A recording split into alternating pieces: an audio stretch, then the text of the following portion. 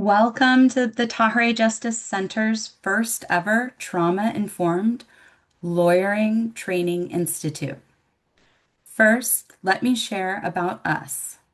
The Tahrir Justice Center is a national nonprofit organization that serves women, girls, and all immigrant survivors of domestic violence, sexual assault, forced marriage, human trafficking, and other gender-related harms.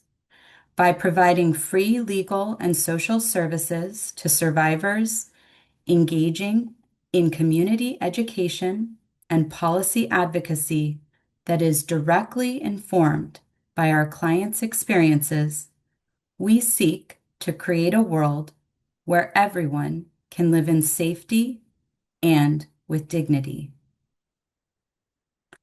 Our direct services work is delivered through an interdisciplinary approach where lawyers and social services advocates work on teams with our clients to accomplish our clients' goals.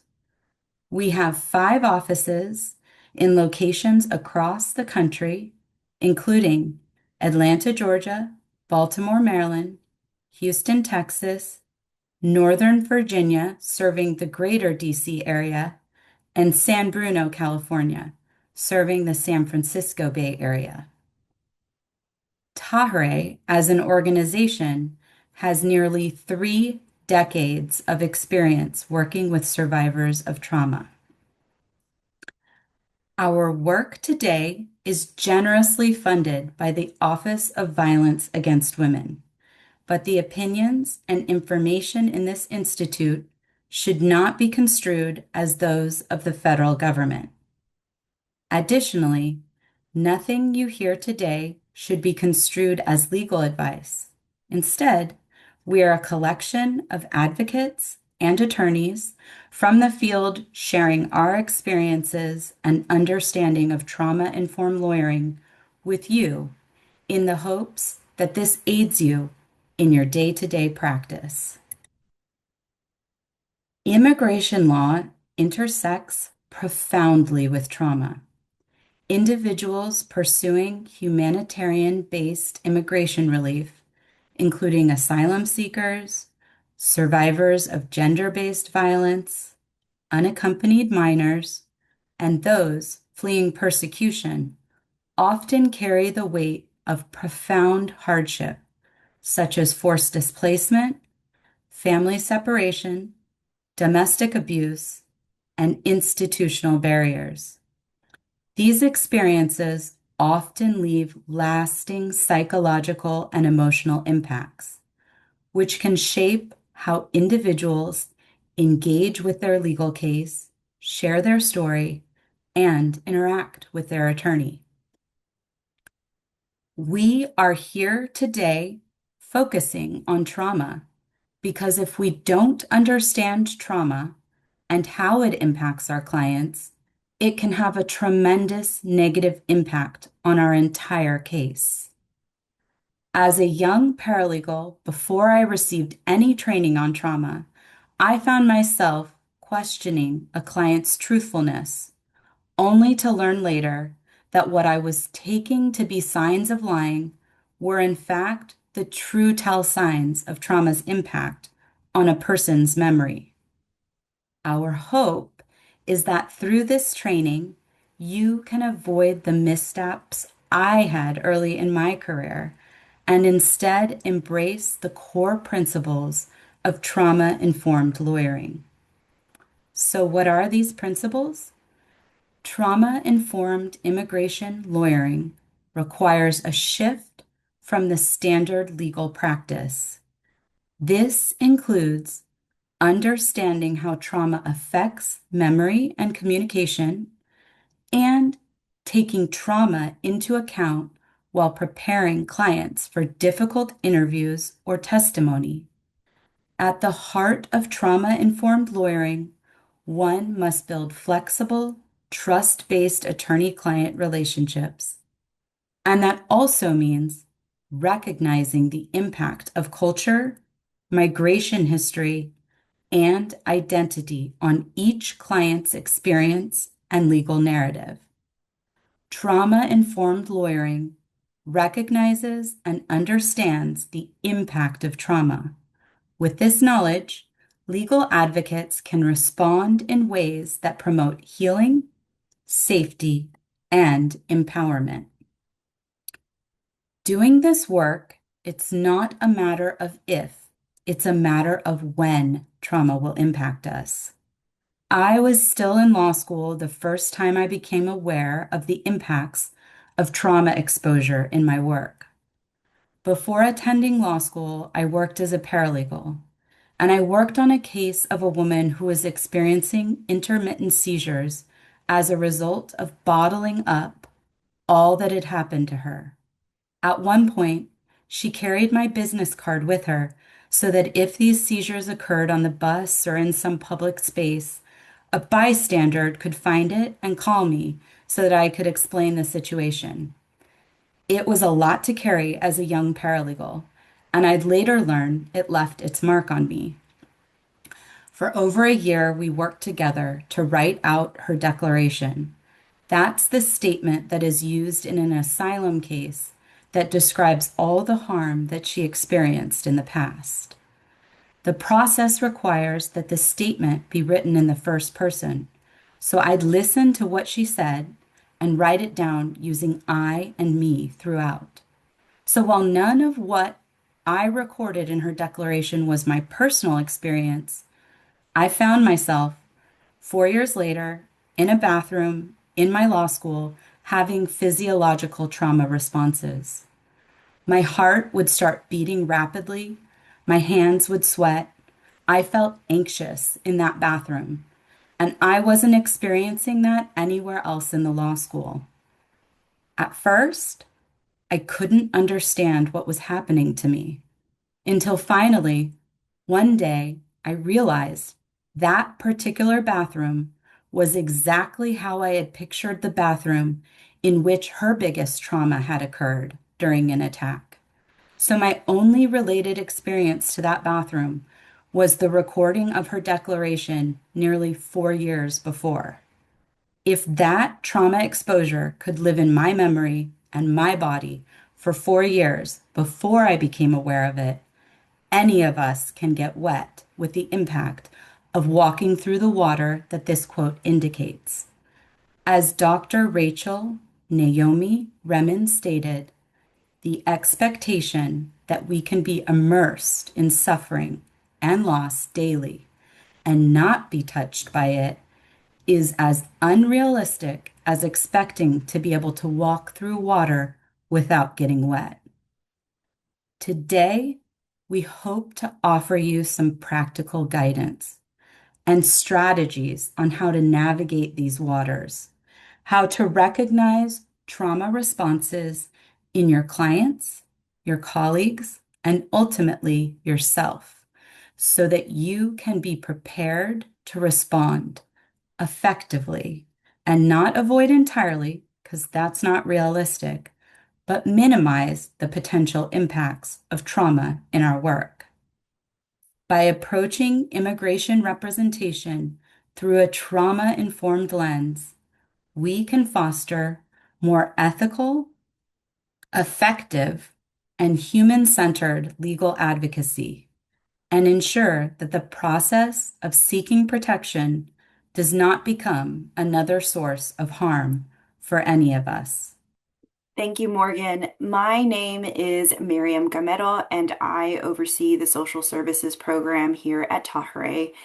And so, as Morgan has stated, this will be a review of the trauma-informed principles that will really resonate throughout our presentation. And so, starting with the first principle of safety, in general, violence removes power and control.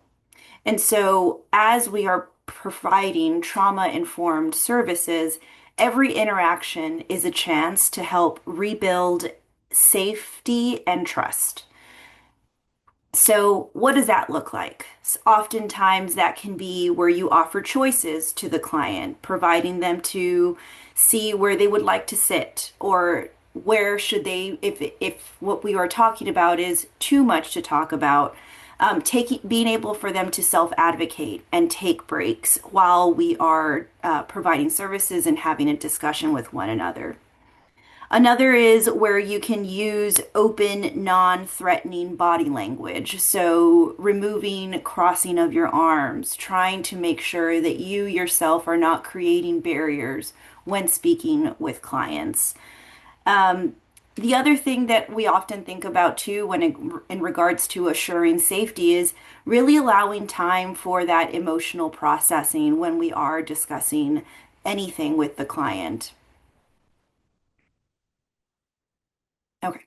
The other is how to be sensitive and intentional when you are note taking, ensuring that you help narrate yourself as you are providing services to clients. And the other is to ensure that the survivors are feeling seen, heard, and respected. Another principle that we will talk about today is the trustworthiness and transparency. We really want to begin with where the client feels the most comfortable. So, what does that look like? It looks like where we are trying to discuss and understand the client's goals. We want to clearly explain the process, timelines, and expectations of what our services will be while we are working with the client.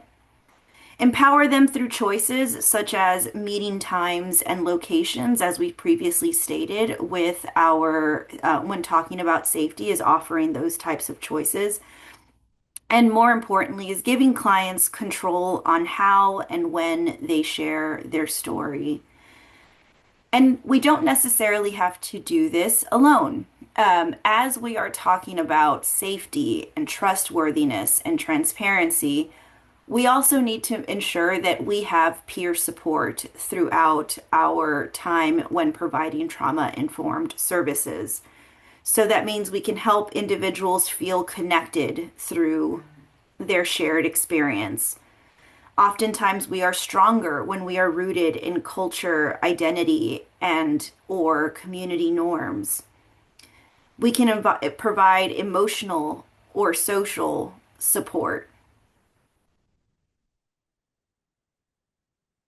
And also, we can provide support in confidence and healing. The other principle that we talk about is collaboration and mutuality. So, healing happens through relationships and shared decision making.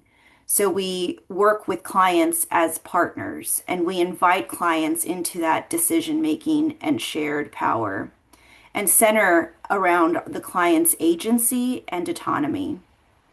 Lastly, we have empowerment, voice, and choices, so we can restore control trauma that has been previously taken away. We can create space for clients to express themselves and make choices. And then we can use emotions as cues for needs and affirm and validate client experiences. And then lastly is to take into consideration that cultural, historical, and gender issues are also at play when providing trauma-informed principles. So oftentimes trauma can be shaped by identity and systemic context. You want to acknowledge any sort of historical trauma that has happened, whether it be through forced migration, racism, or the like. And you want to be able to provide culturally relevant and respectful services, all while being mindful of gender dynamics and power imbalances.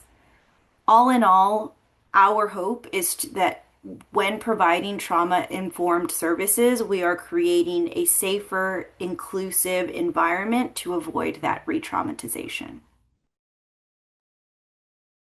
Thank you, Miriam.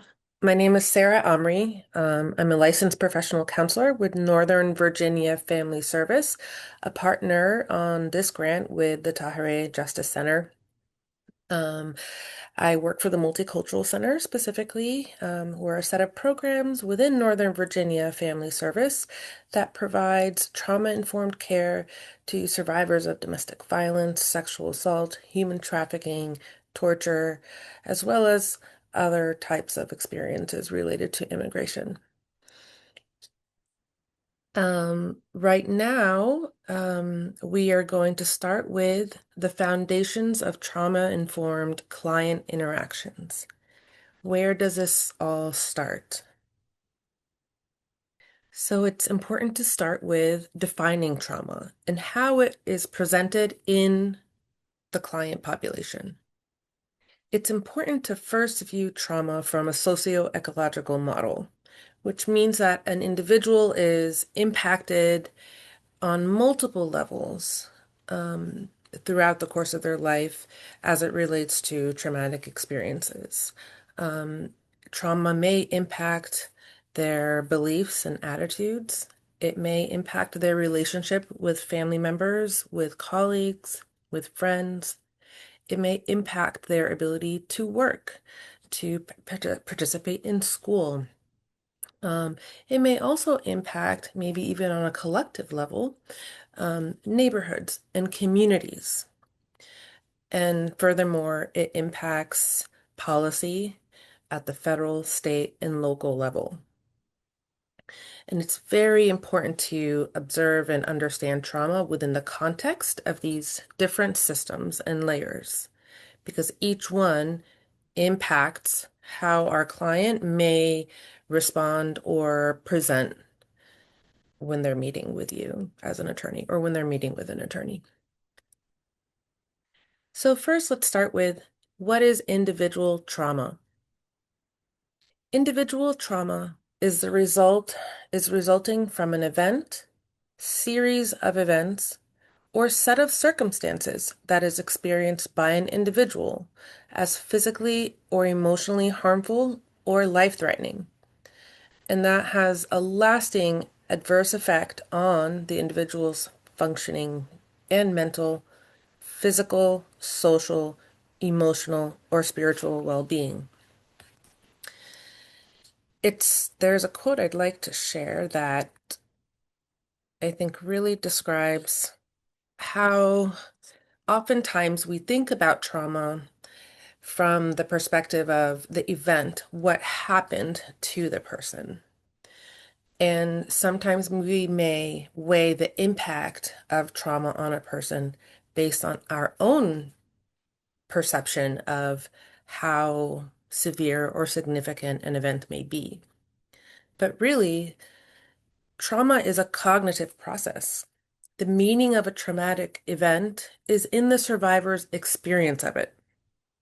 And it's really important to remember that because you could have two people experiencing the same event and have very different reactions or impacts on them. And so that's really important to emphasize when we're thinking about how trauma impacts an individual. We also talked about, just briefly, how trauma can impact a community. When we think of war or community violence, it not only impacts one person, but it can impact many. When we think about historical trauma and intergenerational trauma, it can impact multiple generations within a family. So even if we are hundreds of years past a traumatic event, an individual or a community may still be feeling the impact of that traumatic event. So what does it look like in clients? What does trauma look like in clients? We have different types of reactions.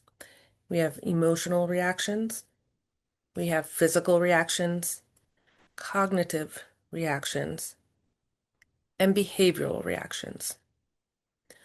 Oftentimes, we will see and recognize the emotional reactions.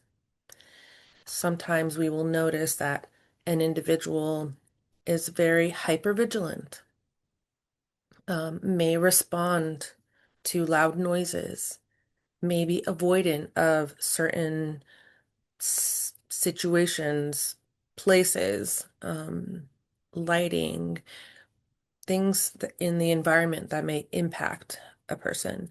We may be able to identify those in trauma survivors.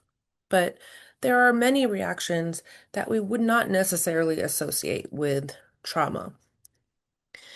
For emotional reactions, we may notice that a client is detached.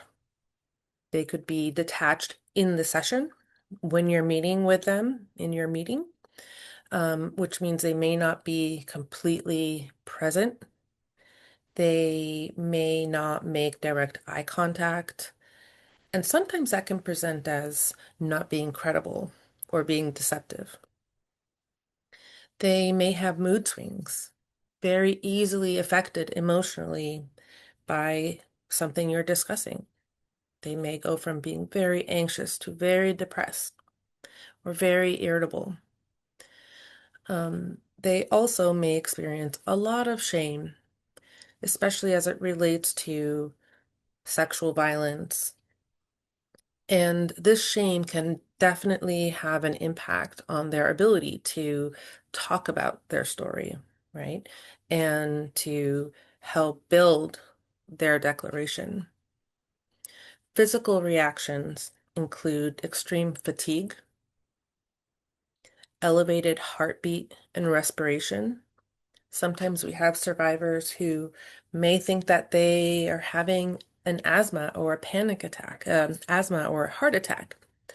And when they go to the emergency room, it turns out that they were experiencing elevated anxiety or even a panic attack, and that there is nothing physiologically wrong with them. But trauma is manifested physically through these symptoms.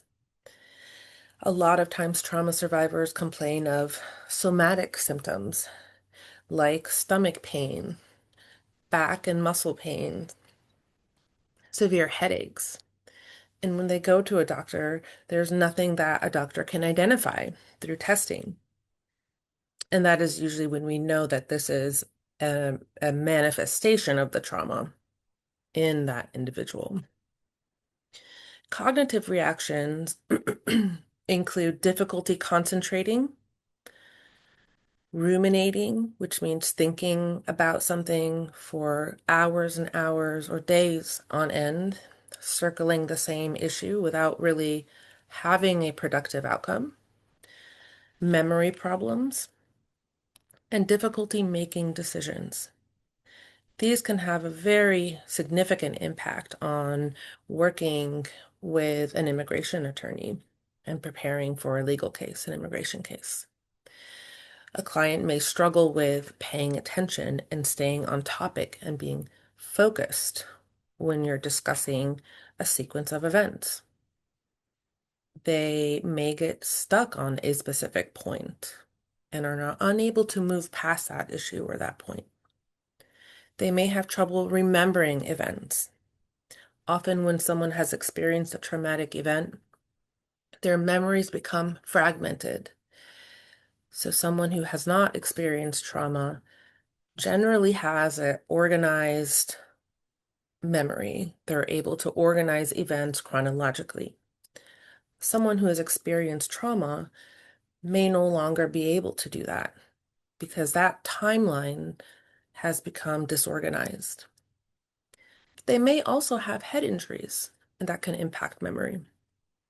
And then difficulty making decisions. It's very difficult for someone who may have experienced betrayal, is in an unfamiliar country, and has had something really severe and significant happen to them, to trust themselves and to trust others. And so it becomes very difficult to make decisions. Lastly, we have behavioral reactions. And these are more subtle because they can also be mixed in with the other reactions. So difficulty expressing oneself. Maybe it's hard for them to come up with the vocabulary that they need to express fully the events that they experienced. They may feel the need to withdraw and isolate themselves So staying home all the time, not seeking out friendships or seeking out community. They end up having interpersonal problems within their family if they do have their family with them. They also feel apathy, hopelessness, or demoralization. Oftentimes, individuals who have experienced trauma they no longer have the same sense of security or assurance that the world is going to be what they thought it was going to be, that people will be who they expected them to be. And now everything has changed because of the trauma they experienced, and they kind of give up and feel hopeless. Avoidant behaviors is similar. They will often avoid going to places that may trigger traumatic memories. That may include going somewhere where there's a specific scent, or going to crowded places, um, or going to the doctor or the police station. And so they tend to avoid so that they are not re-traumatized. And then alternatively, you may see high-risk behaviors. They may develop an alcohol use issue. They may start to spend a lot of money. They may engage in behaviors because there is this sense of hopelessness and giving up. So, what about the advocates? Just as Morgan had mentioned earlier, it's impossible to walk through that water and not get wet. And advocates are absolutely impacted by what their clients share with them. And advocates may also have their own histories. They are complete people with their own backgrounds. They very well may be survivors of trauma as well. And they may identify culturally, racially, or on multiple levels with the survivors they represent. So imagine you are trying to manage your own trauma and trying to stay regulated yourself, and you are working with an individual who may mirror some of the very experiences or feelings that you have. And yet, attorneys are required to engage in those details with clients. They are required to gather all of that information, to look at photos of injuries, to watch videos of incidents, to read police reports or other types of reports, and articles that detail violence and injury. And this is very upsetting. Even if they did not have their own history of trauma, it is very disturbing and upsetting to watch and to learn about the suffering that someone may have endured. And attorneys may also be engaging in systems that re-traumatize, the very systems that re-traumatize our clients. They may be representing certain marginalized groups. They may be struggling with access to systems in the community. And this can be really, again, difficult to manage. And yet the expectation is that attorneys remain or advocates remain professional, right? And they keep everything hidden or masked while they're working with their clients. And finally, attorneys witness legal systems fail to protect survivors, and this can make attorneys feel helpless and powerless. Again, witnessing someone suffering and feeling powerless to help them on their healing journey or to help them live more securely or safely. Um, so in speaking, when talking about the advocates, we must talk about vicarious trauma. And vicarious trauma includes many layers, and it's very important to understand these layers. Oftentimes we use burnout as a broad umbrella term, but really burnout is an emotional, physical, psychological, or spiritual exhaustion, and a sense of not feeling accomplished. And this can take place in any type of job setting or in any type of setting where someone feels like they're really not making the impact that they'd like to make. Maybe they don't feel supported by their leadership. Maybe their employer or the company isn't very trauma informed or supportive of their employees. And this can lead to low morale and ultimately burnout because someone may feel like they're working very hard towards something or contributing in their workplace and not feeling appreciated and not seeing results. And so the person ends up leaving work at the end of the day feeling very tired and drained. They may also feel dread going to work the next day. They may struggle with feeling productive at work. And this leads to burnout. Vicarious trauma is more of an emotional and cognitive response. Um, and essentially it can be applied to anyone who works directly with client populations who experience trauma. So medical professionals, behavioral health professionals, and immigration law professionals. With vicarious trauma, you start to notice specific reactions similar to what Morgan had described when she was in the bathroom 4 years later. Parts of our clients' stories start to stick with us, and it leads to anxiety, can also lead to feeling a sense of dread going to work. It can feel um, like, emotional exhaustion, difficulty feeling empathy towards clients. Maybe as an advocate, you have a very high caseload, and many of these individuals have very difficult stories. It becomes very taxing emotionally to support these clients and to do your job.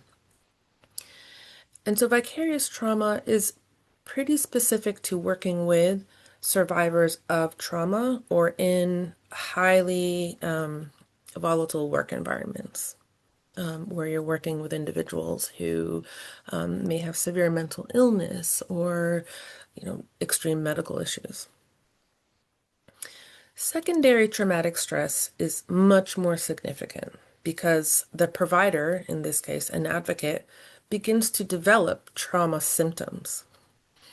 And so their clients' stories have had such an impact that the individual may start to develop PTSD. They may have intrusive thoughts, meaning they're going about their day and a very disturbing or upsetting memory or thought comes into their mind. They may have nightmares, difficulty sleeping, negative affect, meaning they're very low and depressed, not really enjoying doing things that they used to enjoy, a lot of anxiety. And what's important about secondary traumatic stress is that it really doesn't have to be cumulative. It can happen with even the first client someone works with. That provider may have some vulnerability or may, have their own history that makes them vulnerable to developing trauma symptoms when working with a trauma survivor. So with vicarious trauma, it's usually cumulative. It's after working many months or many years with a certain population. With secondary traumatic stress, it can happen with one interaction. Um, and so that's very important to recognize. Also, with secondary traumatic stress, a provider may feel demoralization. They may feel like They may feel very hopeless, and that makes it very difficult for them to be able to do their job. Compassion satisfaction is similar to a term vicarious resilience. And that is feeling satisfied and gratified from the results of being able to help others. Feeling like they are able to make a difference and accomplish their goals professionally in regards to or in within the context of serving trauma survivors.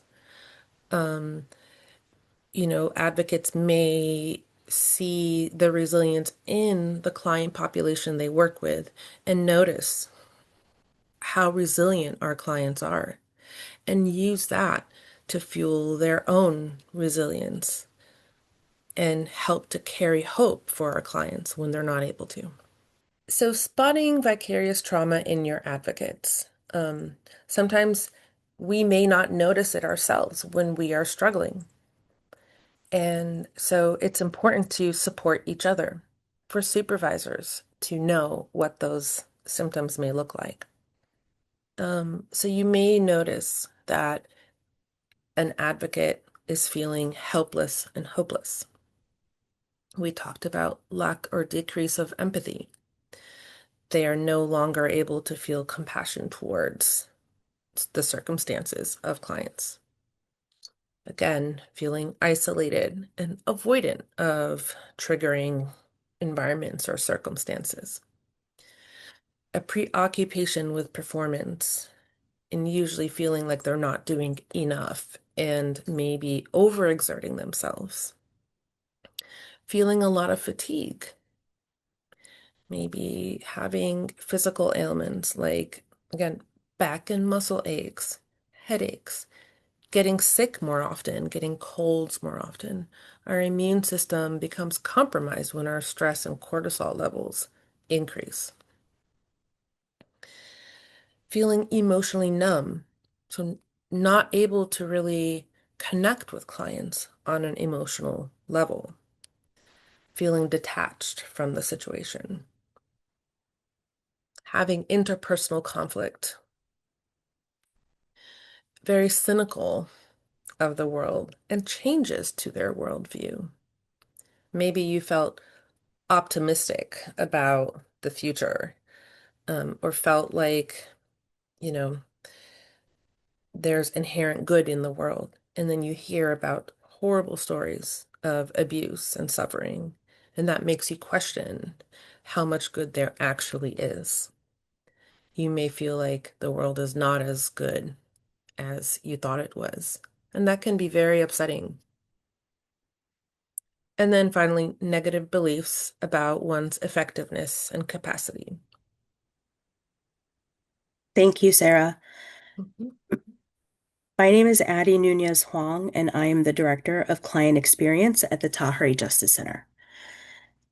And as many of you identified in the chat, there are some roadblocks within organizations that it is important to be aware of and to try to mitigate against so that our organization is providing structures to support our advocates so that the advocates can then provide trauma-informed services to survivors. And so you talked a little bit about in the chat about resources, limited resources being one of the roadblocks, and comparing that to the overwhelming need that we see in the community. Those are two opposing forces that are very real and that we must contend with. People mentioned caseloads. That is a very, a very important aspect of your organizational structure to think about when talking about how you can be the best advocate you can when you walk into that meeting with your client. Higher caseloads do tend to be associated with additional stress, additional anxiety, and it can prevent an advocate from providing the holistic approach with each individual client. And that in turn can also lead to attrition. People leave an organization when the work is too high, and there is no structure in place to help balance it out and provide support. And we don't want that. And we want to make sure that our organizations are as supportive as possible to our advocates. So those are some things to think about for folks who are in a position to affect change in this way. Limited financial resources was something that was also brought up. Again, it's hard to keep excellent staff, well-trained staff, if we're not able to pay them well, or if money is not coming in. Time, limited time. We can never get back time, and we can never have enough of it, it feels. But that can be a huge roadblock to advocates feeling like they have the support from their organization. Employees holding multiple roles.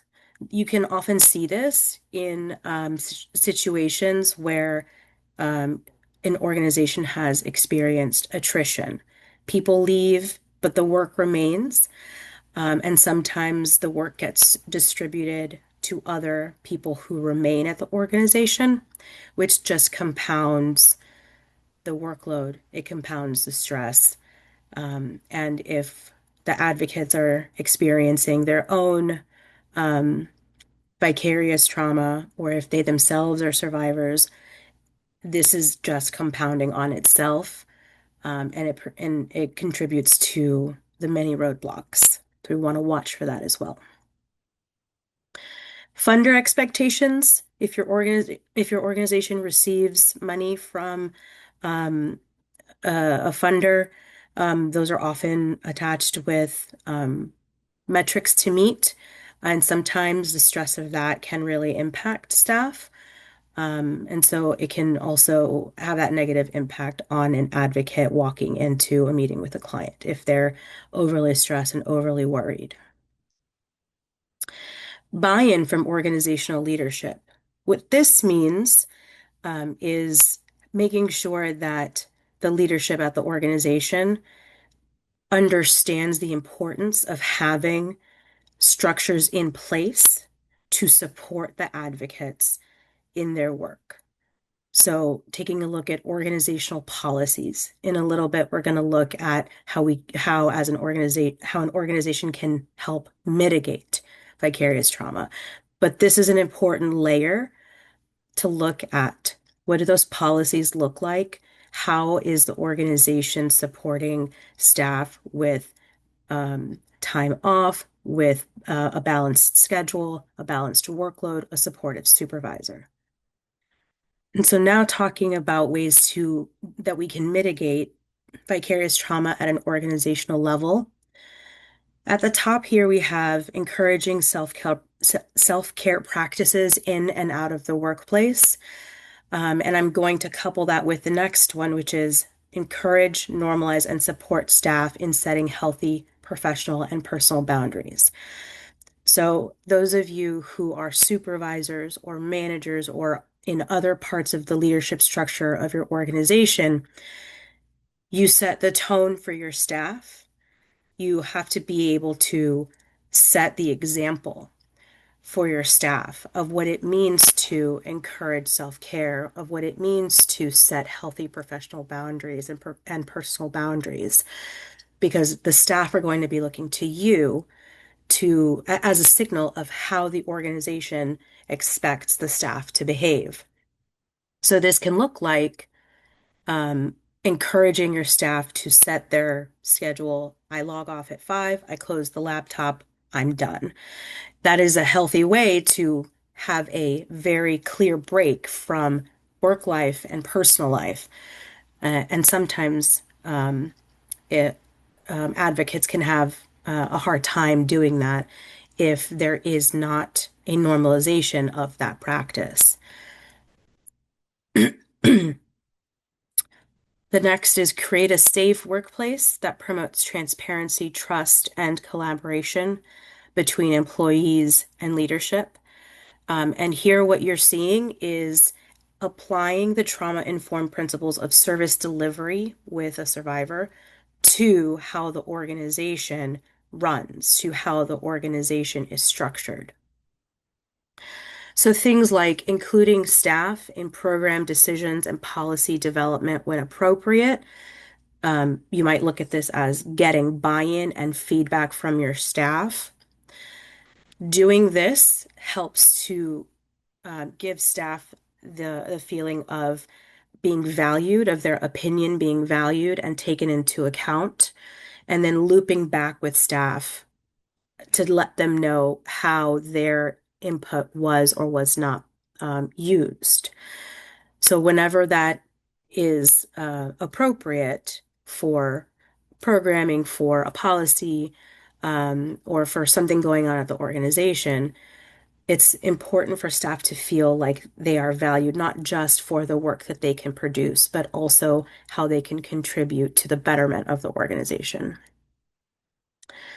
Offer employees trainings on self-care, on emotional and physical wellness and resiliency. If you are able to offer this, sometimes the insurance that you provide can also be a really great partner in identifying some of these trainings. Um, that's a great way to help mitigate vicarious trauma at an organizational level because it is the organization signaling to staff, we prioritize your well-being in this way, and we are giving this space to help you learn how to identify this in yourself and provide you tools for how to work through that. Another is normalizing what I heard a psychologist label micro moments of self-care. Um, we often feel, I know I'll speak for myself, I often feel like going from one meeting to the next, I don't even have time to breathe or I don't have time to take a short break. But if we normalize these micro moments, these 5 minute max moments, where we can take a pause and focus on ourselves, to recenter ourselves, to regulate ourselves. They can have compounding impacts, positive impacts on us as we walk into the next thing on our schedule. This can look like doing 1 or 2 rounds of focused breathing, where you focus on the different parts of your body to calm yourself, check in with yourself, see how you're doing. This can look like box breathing to regulate yourselves. Um, this can look like um, taking a micro moment to nap. A 5 minute moment to close your eyes can be really rejuvenating. Putting a cold compress on your eyes can do this, can have the same effect. Micro moments are some of my favorites, so I hope that you take this with you into your organizational meetings and start normalizing this to help mitigate vicarious trauma. Another really important way to help mitigate vicarious trauma is to incorporate reflective supervision and have that be an expectation. So not only checking in about caseloads, what the numbers look like, what the intensity looks like, but also talking about the strengths that your staff member contributes and the positive impact they're having on the client population, talking about how they're taking care of themselves, talking about how the supervision structure is going and whether there's feedback, two-way feedback that can be given. Looking at organizational policies like what paid time off looks like or other policies so that staff can understand the benefits that are available to them, or just remember if they've forgotten. Employee assistance programs are also really important and supportive. And then promoting things like community building through maybe caucuses or community activities, team away days. These all help to build community and a sense of belonging within staff. and reducing the stigma surrounding trauma responses in the workplace. As Morgan mentioned, it's impossible for us to avoid getting wet when we're wading through um, the events that our clients have experienced in this work. So reducing the stigma around those responses is one way that we can be supportive as an organization. And so now we're going to talk about building a trauma-informed client relationship. And these are a few of our objectives. You will notice that these are also rooted in the trauma-informed principles that Miriam shared in the beginning. The objectives for building our client relationships are creating a safe and physical and emotional space, building trust, collaboration and client empowerment, and being culturally responsive. And the slides that follow will go a little bit deeper on each of these. Creating a safe and physical emotional space refers to ensuring that the provider or advocate creates a space or environment that is both emotionally and physically safe. You heard Miriam talk a little bit about this in the beginning. Feeling safe enables a client to remain grounded and focused on the goal of the meeting rather than feeling stressed and possibly triggered. A few things to consider is the room setup, whether there's ample room for you and the client in the space that you're in, easy access to exits. Think about lighting as well, office layout and decor, what the setup looks like, art. Um, and I believe it was Sarah who mentioned a scent, folks avoiding a certain scent. So these are all things to think about as you head into any meeting with a survivor, but especially before the first meeting. Assisting the client with regulating their emotions.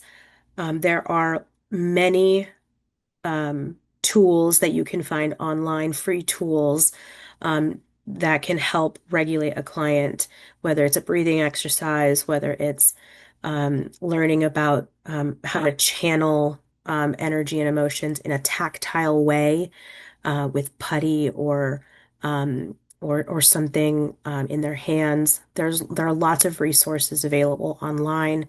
And we also, through this project, created a manual that also provides additional ideas on assisting the client in regulating their emotions. Um, but all of this will come from you knowing even a little bit about your client before you go into the space with them.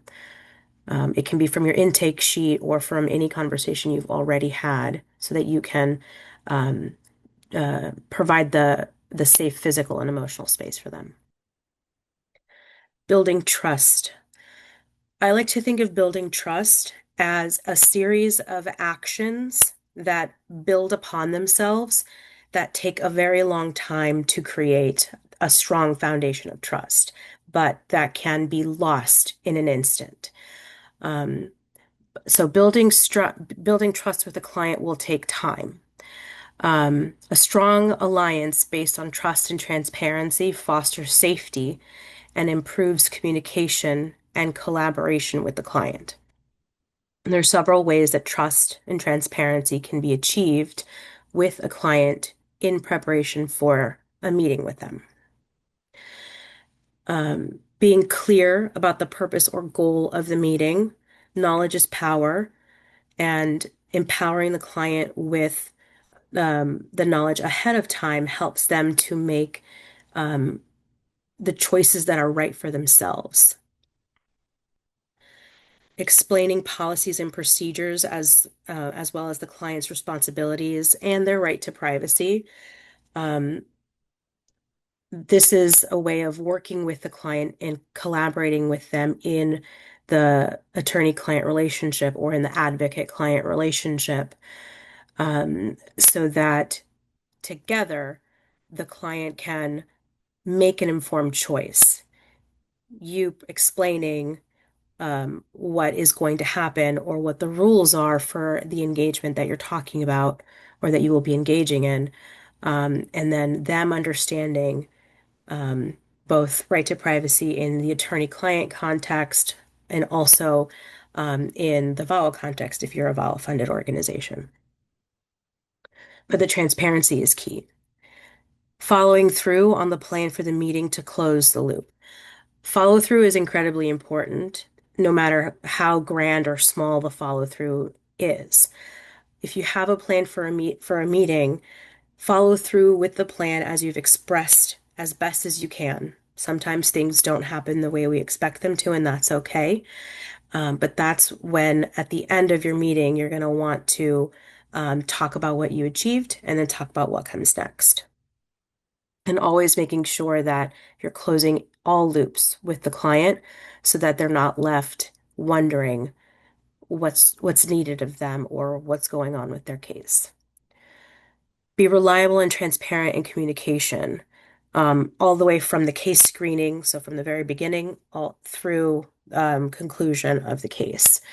So this is an example of what I said about trust being built from one action to the next, and then being and it taking time, and it being so easy to lose in an instant. Um, if we're not proving ourselves as reliable to the client, if we're not proving ourselves as transparent in our communications, we will erode the trust that we've worked so hard to build. So returning the phone call when you say you will, being clear about when you are available and when you're not available. All of these things help to build trust with the client. And it's an ongoing practice for us through the life of the case. Next, talking about collaboration and client empowerment. A trauma-informed approach means keeping clients informed and involved in their service plan. Conduct progress check-ins to assess the client-provider relationship and solicit client feedback on services and identify new service goals. So no matter whether you are the social services advocate or the client's legal advocate, we're always working on goals. We have set goals and we have progress that we make toward them. But we as the advocates don't make that progress alone. On the legal side, we take steps, but it's always with the client's involvement. On the social services side, the goals are set with the client, and the client is the one taking those steps to achieve those goals. And so it's really important that there is constant communication about what those goals are, what the progress is, and a back and forth with each other, advocate and client, um, so that the client can be that active participant in the service plan. And I mentioned earlier, summarizing the meeting with the client and then discussing the next steps and who's responsible for which tasks, so that there is clarity in how we're moving forward together. That's key, so that the client is not left wondering again where things are going or what is needed of them. And lastly, cultural responsiveness. Miriam mentioned this earlier as well, as integral to trauma-informed service delivery. To be culturally responsive means to recognize, respect, and actively incorporate the cultural backgrounds, experiences, values, and needs of the people you serve into the work and into your interactions with them.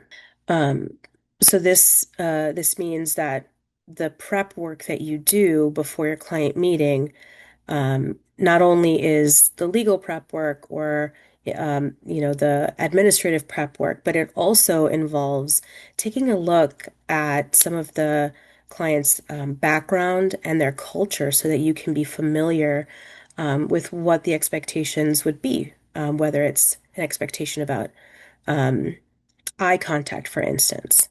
In this country, eye contact is seen as a sign of respect and as a sign that you're paying attention to who you're talking to. In other cultures, that might not be the case. And so understanding that cultural norm can help you manage your own expectations and can help you have an informed, culturally responsive interaction with the client the next time you meet. And of course, ensuring language access. The client has to be able to understand the words that you're using, in their best language, so that they can be empowered and active participants in their case. Um, it's important for you as an advocate to make sure that you're properly vetting your interpreters, and that you're having a conversation with the interpreters ahead of the interaction with the client to make sure that um, they are clear on privacy, uh, on the privacy policies, so that you can get any waivers or agreements signed that you need to get signed, and so that you can brief them on what to do if the interpreter turns out to have a connection with the client. Um, that tends to be more common in smaller communities. Okay. Um, so next we are going to, in our second part, talk about applying trauma-informed principles throughout case strategy. So motivational interviewing. There's a really good, this is a really good technique to use in interviewing clients, in preparing clients for their immigration case. Motivational interviewing came from the mental health world, and was used successfully with individuals who were struggling with addiction. And it is also used throughout mainstream mental health services. Motivational interviewing is a collaborative communication approach. It's designed to enhance an individual's motivation for achieving their goals through acceptance and compassion. So if we think often we will tell a client, this is what you need to do, or this is how it should be, or why aren't you where you need to be, in terms of goals or planned actions. And often that was counterproductive. It caused clients to shut down. With motivational interviewing, the trick is to, or the tool, the tactic is to help clients find motivation from within themselves, to feel safe enough to take the steps that they need to take. Motivational interviewing uses the acronym OARS, OARS, to outline the four key communication skills when talking to someone. And this this technique or using OARS has been effective and is really successful in the immigration in trauma-informed lawyering. O stands for open-ended questions. 2 is A, affirmations. 3 is reflective listening. And 4 is summarizing. So when we are thinking about ORs, right? And the first piece is open-ended questions. You're not going to get very far if you're asking clients yes or no answers. And so in order to encourage getting more information, asking open-ended questions is really helpful. And especially helpful when navigating difficult stories, difficult client meetings, where maybe there are high emotions taking place. And so it really allows for a more collaborative approach. It allows for a dialogue versus saying, "Are you okay?" which is like yes or no. So an example would be, how are you feeling about your current situation? That allows a client to elaborate. What kind of support do you think would be most helpful for you right now? That type of a question, right? Or these types of questions allow the client to reflect and to answer the way they would like to answer, right? And not, the provider imposing answers or solutions. A is affirmations, and that's really providing, um, using a strength-based approach. So highlighting the client's strengths and conveying respect. And that really means that a provider must be observant and really in tune with the client, paying attention to what they say and how they say it, so that you can affirm things that they say. So, for example, it's clear how much you care about providing for your family. You may notice that a client is experiencing high anxiety around not being employed or not having a work permit, and they're becoming very irritable and very frustrated. An advocate or a provider may decide to shy away or shut down, right? Maybe feel intimidated by a client's heightened emotional state. But another way to frame it is to affirm and validate how the client is feeling. You've shown so much courage by sharing your story. This is validating the client, letting them know that you recognize the effort, the courage it took for them to share such difficult information with you. That makes the client feel seen, feel respected, and it encourages more openness and it encourages trust. R is for reflective listening, and that's repeating or rephrasing statements made by the client. And it shows that you're listening carefully. So an example would be, it's difficult to revisit those memories. It makes you uncomfortable to think back to that time. So if a client is telling their story and they're really struggling, and maybe they are expressing that this is so hard, or I don't think I can do this, or I don't think I can continue talking about this one event. Being able to reflect what they are saying makes them feel like you've heard them. So saying something like, I imagine it would be very difficult to revisit some of these memories. They feel like, oh yeah, this person gets it. Or it sounds like you often feel like this has been an endless journey to justice. So clients often, for example, express frustration with the legal system or frustration with not being able to reunify with their family. And so reflecting and letting them know that you see these struggles that they are going through, and you're not just focused on this outcome of filing a specific, legal application. And then S is summarize. And this is very important.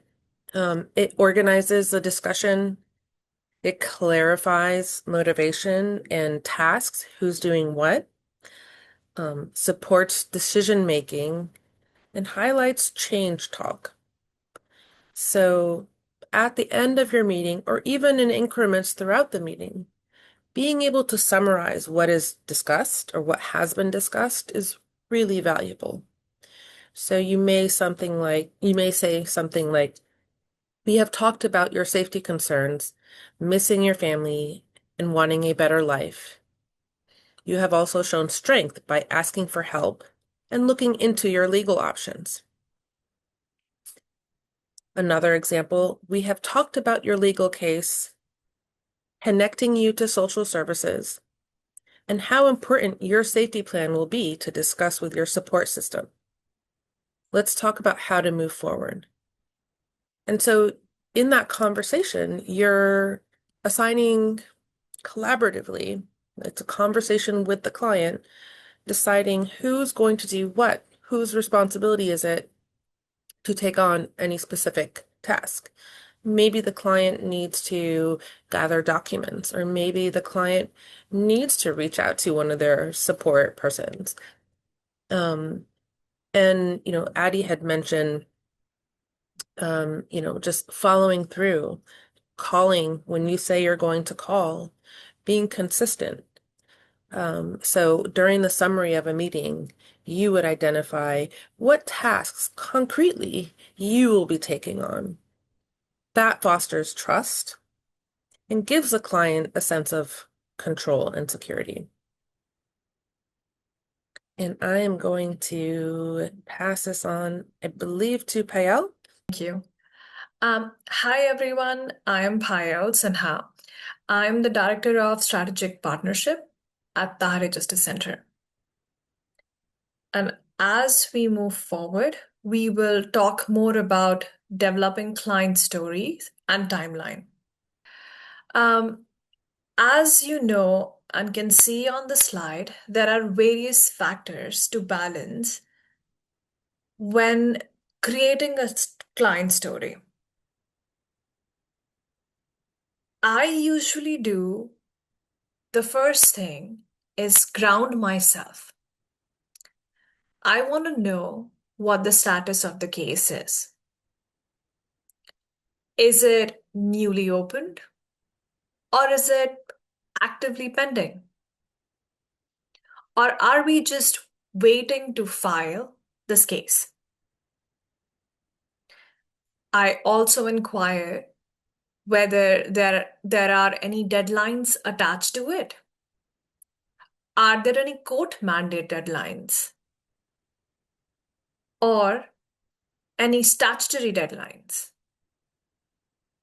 For example, any administrative agency has asked you to submit some paperwork in 30 days. Or you have a court filing deadline in 20 days or in 6 months. Or you have a hearing in 3 months. When I also look at the posture of the case,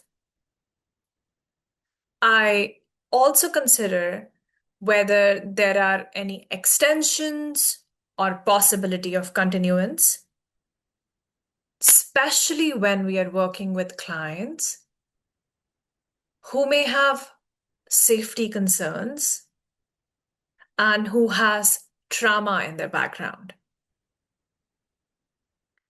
That's usually the first step when navigating through a client story and also providing support as you are assisting and writing that client story with client. The next thing that we consider or I consider is the level of trauma that my client has experienced.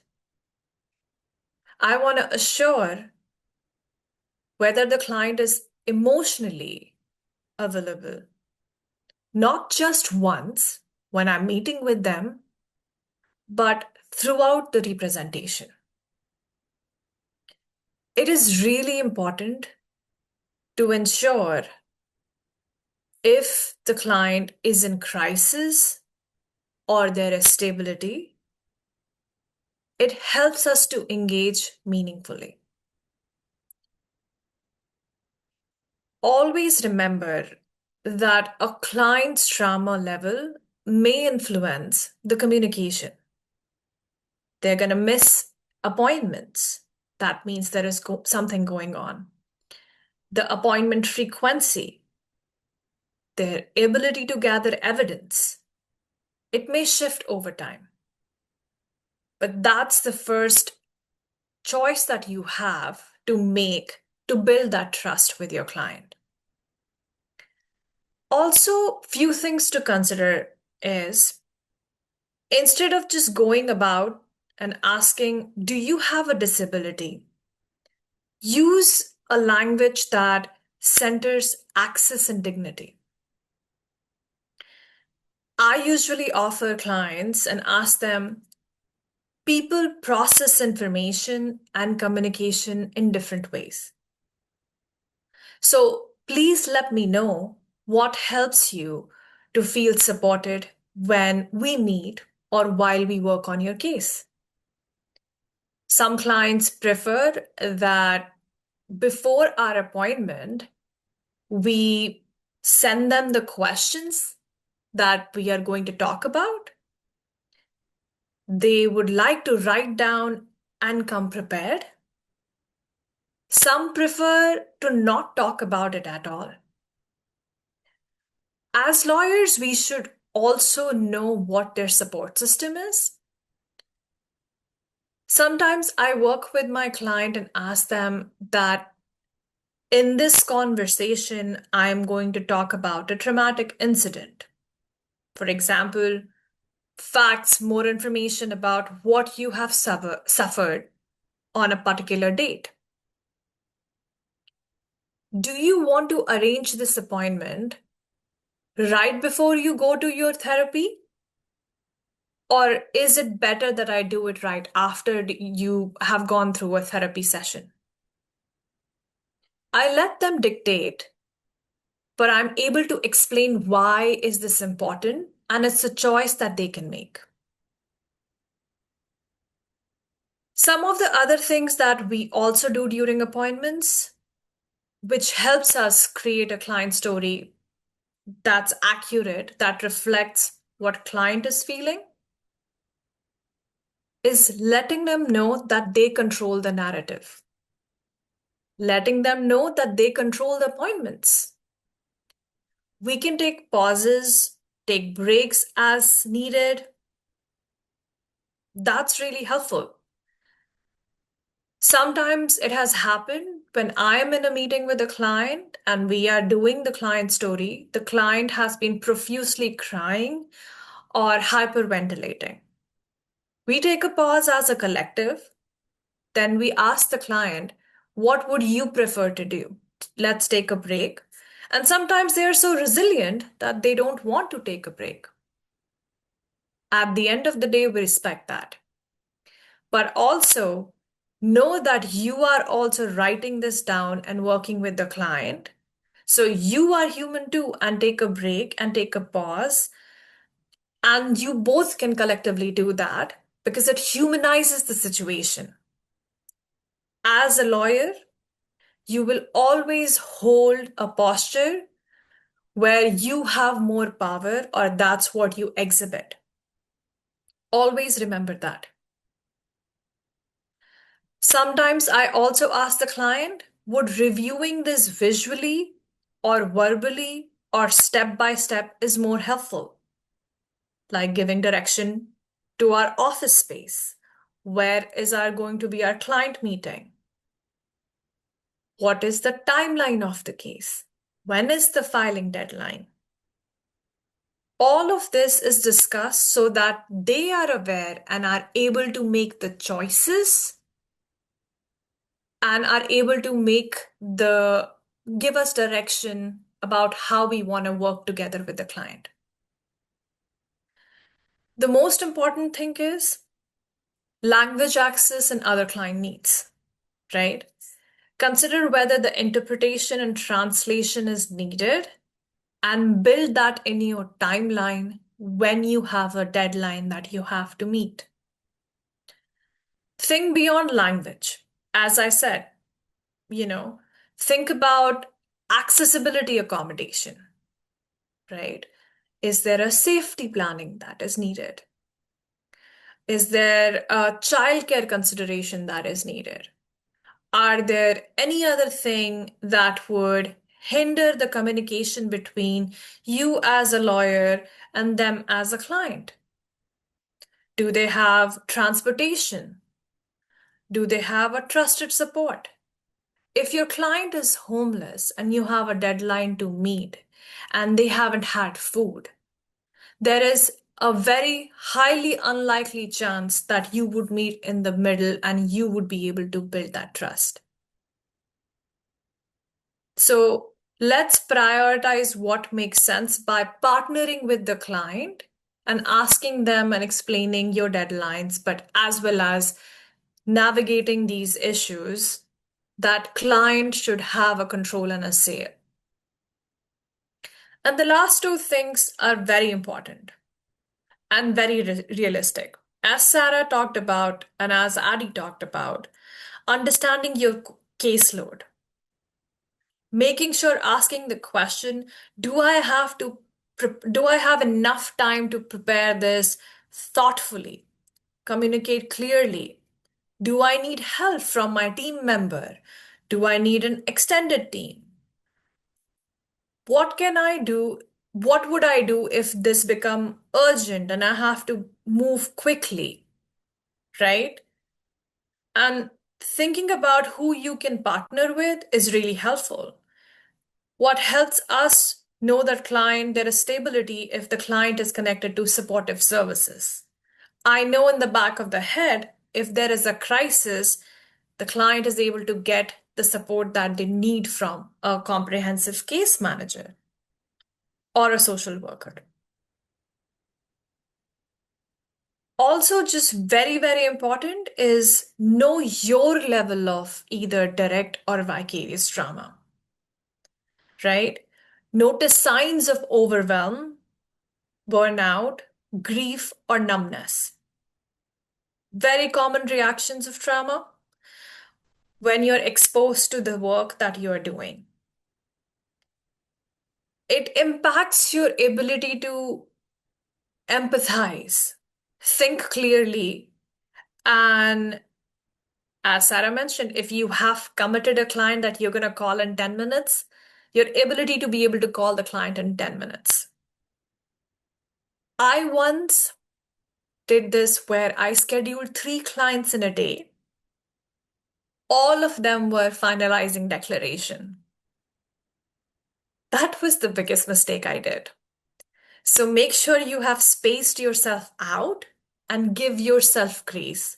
That is really important. When making decisions about pacing, strategy, or communication with client, balancing all these factors will give you the best partnership with client.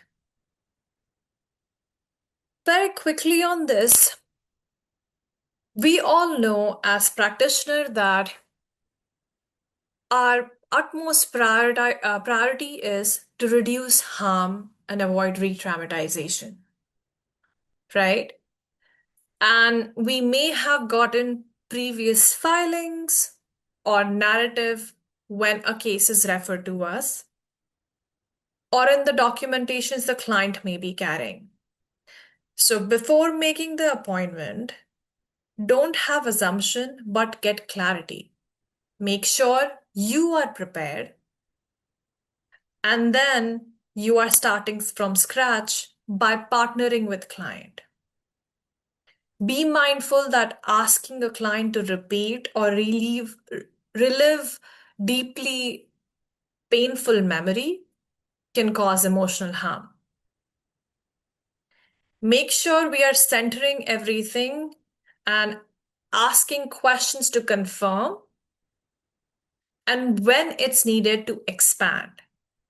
So, yes, don't rely on previously submitted stuff or incomplete information, but rely on what was submitted and ask questions to clarify so that you know you are on the same page with client.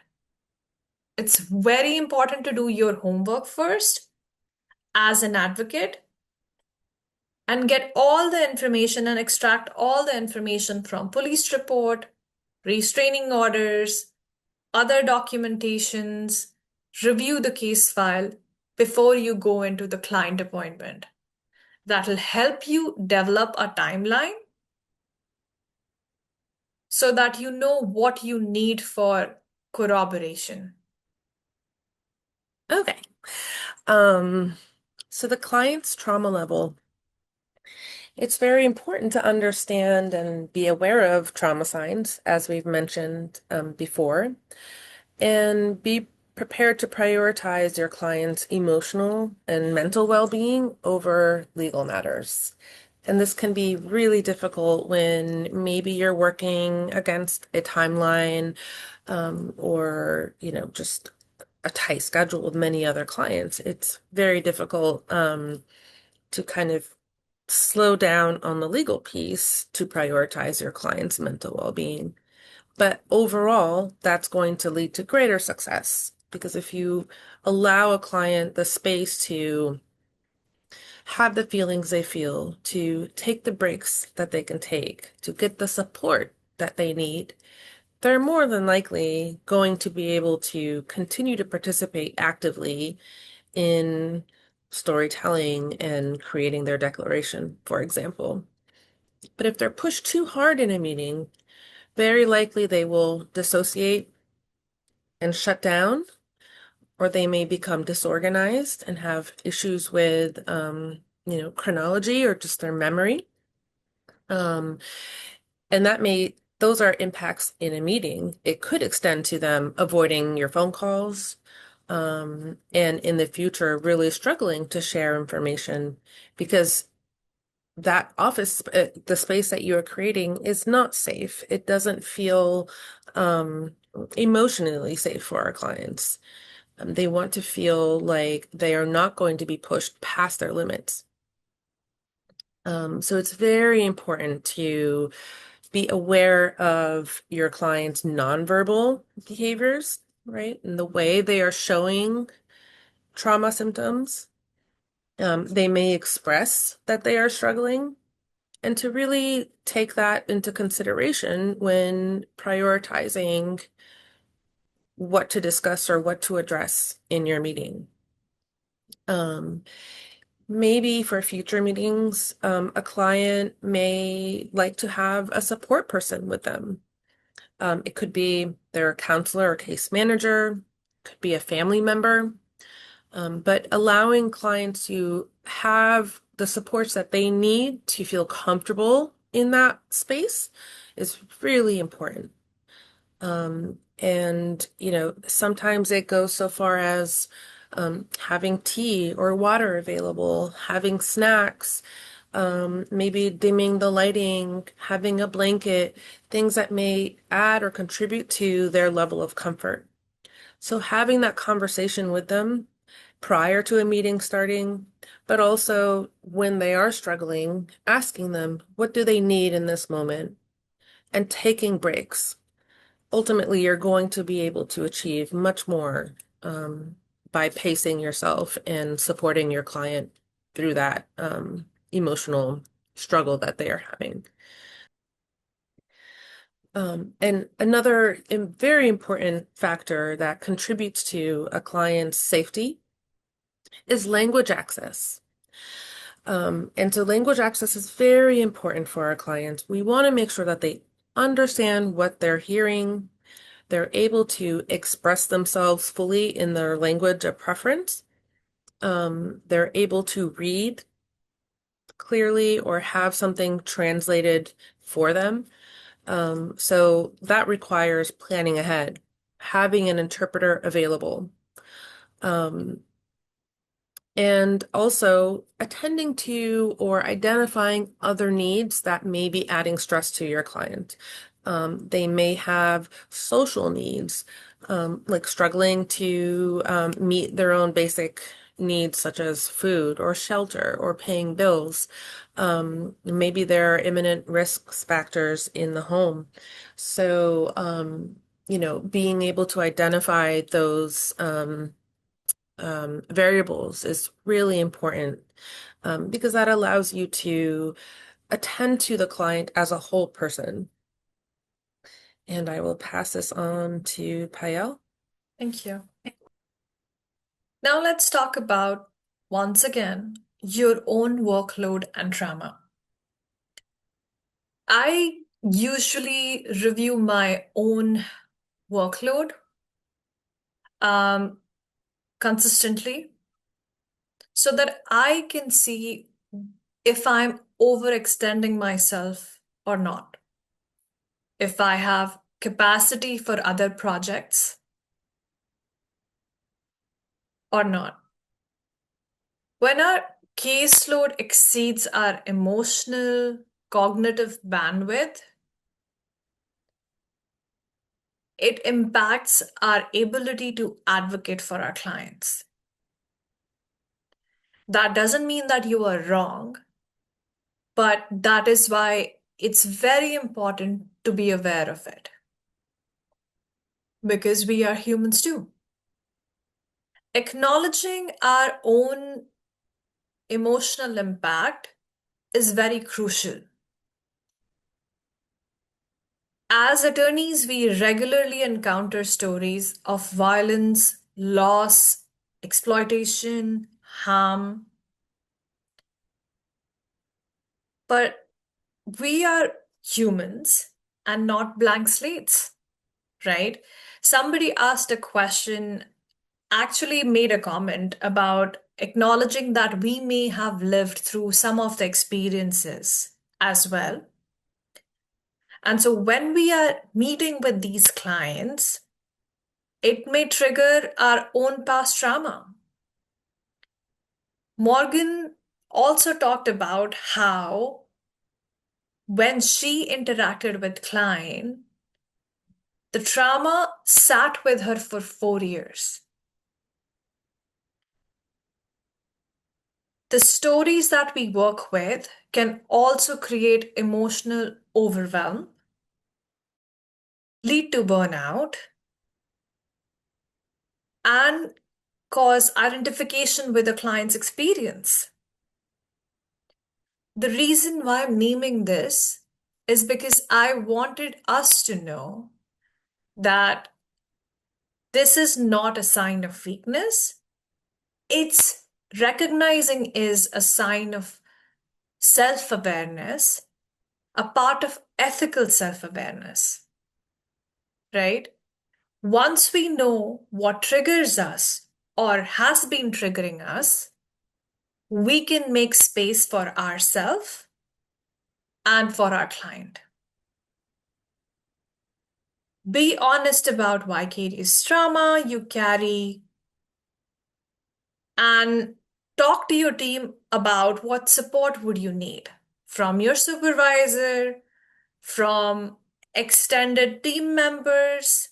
If you want to bring some people on to talk about a part of the case or putting together the filing because it has taken a toll on you.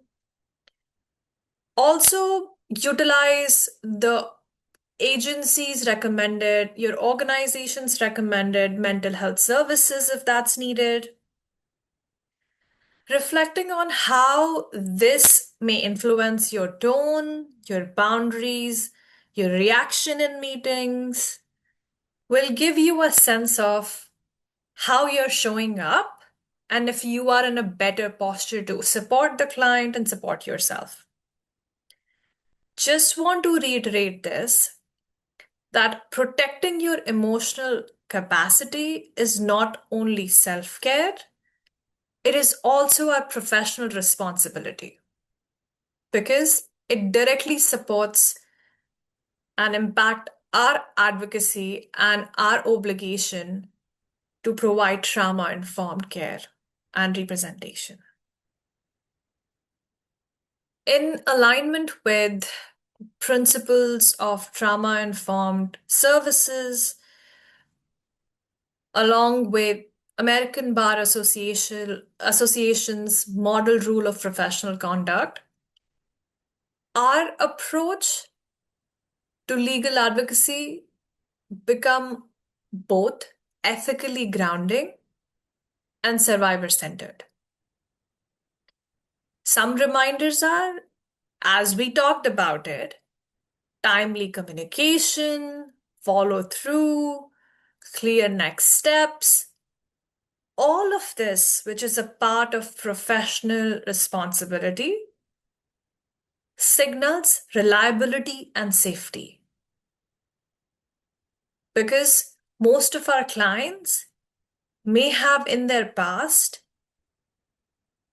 have been in systems which are unreliable, unpredictable, and harmful. They may not have any consistency. Keeping client informed and involved is extremely crucial. Decision making should never be mysterious. It should never be unilateral. Explaining options from language accessibility, location of appointment, confirming understanding, helps them give agency back is really crucial for clients. Why does this all matter?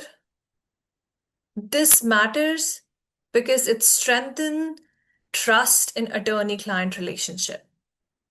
It reduces fear, uncertainty, and emotional burden. And it creates an environment where the client feels safe enough to share the story that you, from the beginning, start wanting to create and rely on. The bottom line is ethics and trauma-informed lawyering are not separate framework. They support each other, they strengthen each other. Together, they create a representation that is legally sound and deeply humane. We had a question about looking for strategies related to managing up in order to effectively advocate for greater financial resources, energy, and importance of this into the overall vision of the work. So I know that chapter 11 of our trauma-informed manual covers some of those managing up questions, but could either or both of you address the question around some strategies that are out there for managing up?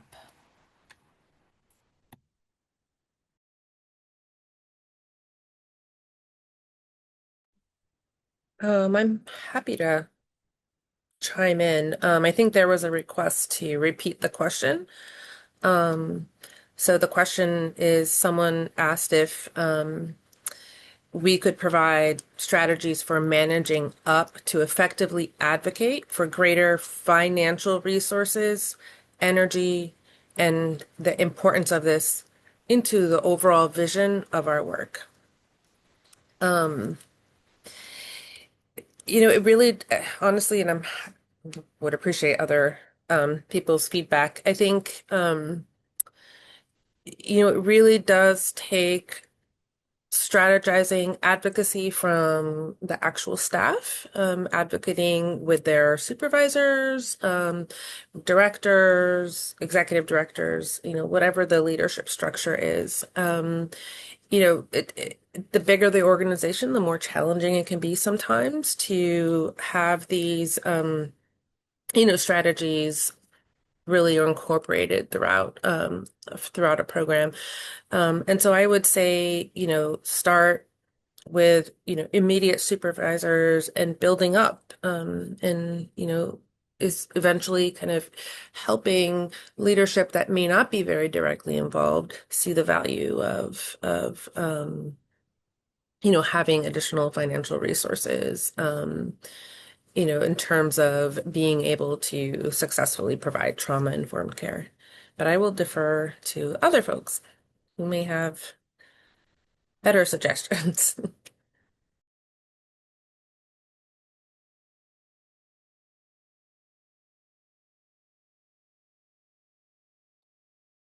I can chime in very quickly. I have done a cohort where middle management was supported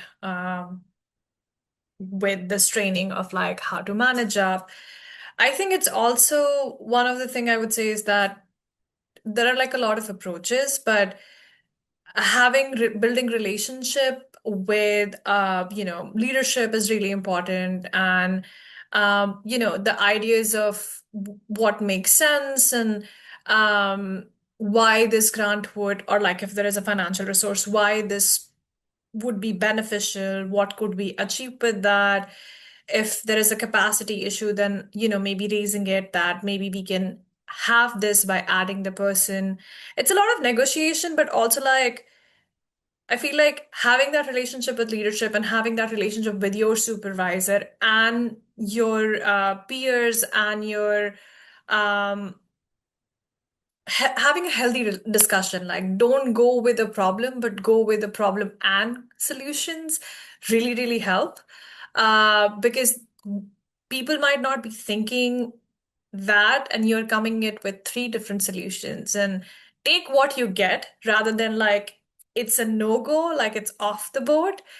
And it's a constant conversation that has helped as well. So, like, I feel like communication is the key, and consistently having those communication and raising it as much as you can really, really helps uh, for a lot of various factors, not only for financial resources, but like what other additional support that an organization can provide you, be a small or a bigger one, because the common goal is to serve survivors, but also keep your mental bandwidth, you know, in the forefront of it. Thank you so much, Pyle. Um, our next question is, and Sada for all of your insight as well. Our next question is, what about clients who are very hesitant to disclose? And in addition to that, as we're talking about client autonomy and giving client choices, what happens if a client does not want to engage with the choices that are provided and default to whatever you would like to do or what you would suggest?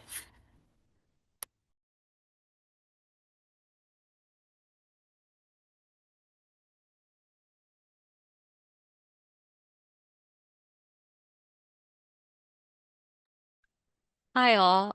I'm happy to hop in on this question because it reminds me of a client that I worked with for almost a year and a half. I think one of the most important things if you're working with a client who is struggling in decision making and in owning their decisions, defaulting to you, is patience and continuing to chip away at the block of empowerment. There is, as one of my colleagues mentioned earlier, always going to be the power dynamics in our work with clients, right? And inevitably, that's going to mean that there will be those clients who are like, you know best, you choose. Doesn't matter what I want, you're the expert.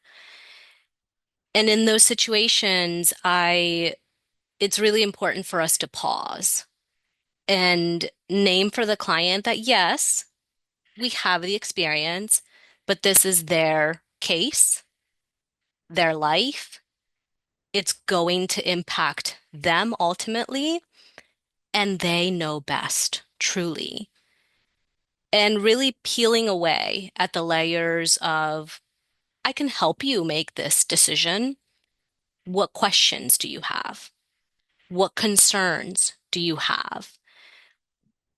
What is going on in your mind as you think through this decision that maybe you can help them flush out some of the uncertainties or concerns that they're having.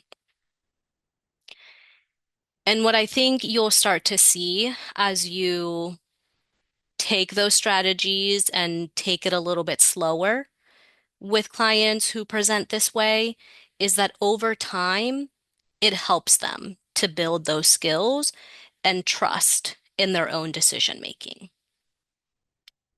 And I say this right, you will slowly see it build. It won't be something that you will notice from one meeting to the next, from 1 month to another month. It will take many times of you supporting a client through this process, showing them patience and grace to be able to flex that muscle and really become comfortable in owning their decisions and knowing that you are empowering and trusting them to make those decisions.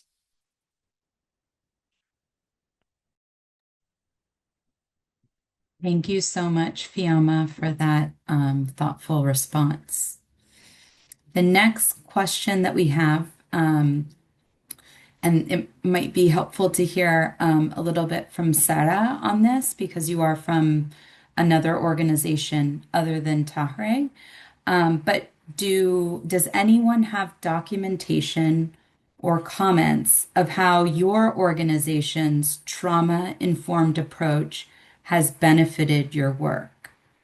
In other words, is there any evidence that this trauma-informed approach works? Is it better for our work?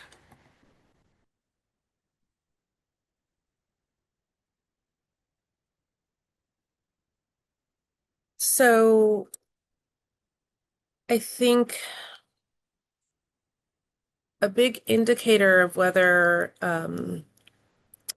your approach is working with a client is if they come back, and the length of your relationship with your client. Um, as therapists, we work hand in hand with immigration attorneys, and we do get feedback, positive and sometimes not very positive feedback on their experiences with their attorneys, their level of comfort, um, sense of safety, and generally clients will, if they aren't able to articulate it verbally, they will stop coming or they will not respond, or your relationship will become more strained in terms of the back and forth, the exchange of information, if the client doesn't feel safe. So we're not kind of quantitatively or even qualitatively documenting these impacts, but we see it through the evolution of the relationship between the provider and the client.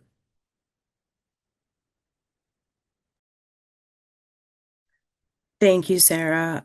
This is Addie. I wanted to add something that I actually heard today from one of the people I supervise. Um, I supervise the staff at Tahre that conducts our initial service seeker screenings. Some of you might call them intakes at your office.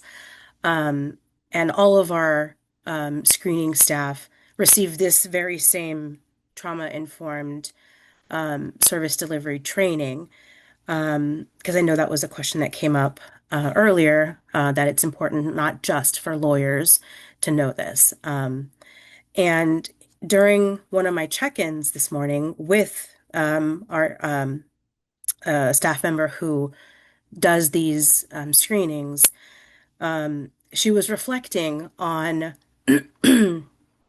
how she has heard from survivors who our screenings happen. We try to get them done within one call so that survivors can kind of keep going in the process. Sometimes it happens over the course of two calls. And so my staff member was telling me that she has heard from survivors come back, call her back, and say how appreciative they were of her approach, of how she explains why we're asking certain questions, of her patience and her compassion, and her reflecting back to the survivor what she has heard, because it has helped that survivor feel seen, feel heard, and has helped that survivor open up about something so vulnerable that they might not have shared with anyone else. Um, so a lot of the quote unquote proof for at least me and my staff is anecdotal, where we hear back from survivors. I appreciate your patience. I appreciate how you asked this. I appreciate how you listened to me. And they'll say it in a few different ways, but coming back and continuing to be vulnerable with us and trust us, in my view, is proof that this approach really does work, and that this approach has a lot of value in these kinds of relationships, in the attorney-client relationship, in the social services advocate-client relationship. Thank you so much, Adi. The next question is centered around how do you demonstrate in practice and documentation that supported decision making has kept the individual at the center of major decisions? And this was supplemented also in our chat that the person who asked the question says that they have also found that using structured decision-making templates also helps support transparency and helps others understand the person's values and reasoning, and even allows individuals to better understand their own thinking over time, and it helps reduce cognitive burden of having to remember past decisions and processes behind them. So, again, the question is, how do you demonstrate in practice and in documentation that supported decision making has kept the individual at the center of major decisions? I can say that at least in the mental health field, when we develop our treatment plan or service plan, um, we try to have the language reflect what we type reflect the client's language. And we review that plan with our client and make sure that it is reflecting or representing what we discussed, what they expressed. Um, and we're required to have the client sign. But that's one way that we make sure that the client's voice is involved or included in decision making. Also in notes for meetings that we've had with clients, we also try to include the client's active role in decisions during that meeting that were made, and document that in our notes.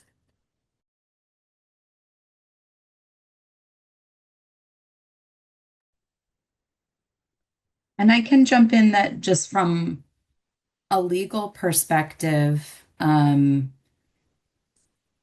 I think it is very easy for us as lawyers to quickly supplement what we think end goals should be for the client.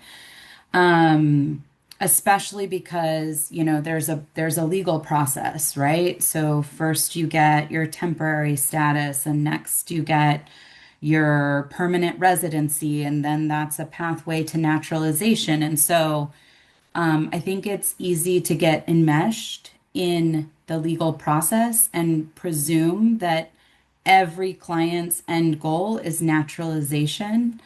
And that's not always the case. And so it is going back to those reflective listening skills and making sure that in our legal work with clients, we're asking at the beginning and re-asking throughout the process, what's your end goal? What do you want to see happening here? And document that in your case notes and whatever system you use so that if, for example, you get sick and are unable to go to the hearing, the next advocate that picks up that case can see that client's end goal, which could be different than what we might presume as attorneys that are used to working through lots of little steps in a legal process. Is there anything else that others would like to add to this question before I raise the next one?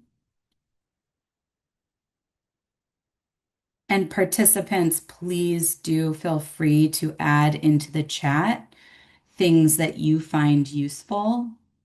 I see someone just added to the chat kind of a checklist of steps that we could use as attorneys. So setting those legal goals, checking in with the client regularly, just knowing that those can change over time, making it clear along the way that you're going, which decisions are the client decisions and which ones aren't the client decisions, right? Some of them have to do with the law or the court system, and that's, inflexible. So it's important to point that out, and to explain to the client possible outcomes of choices, right? Knowledge is empowerment, and that allows the clients to be able to make informed choices.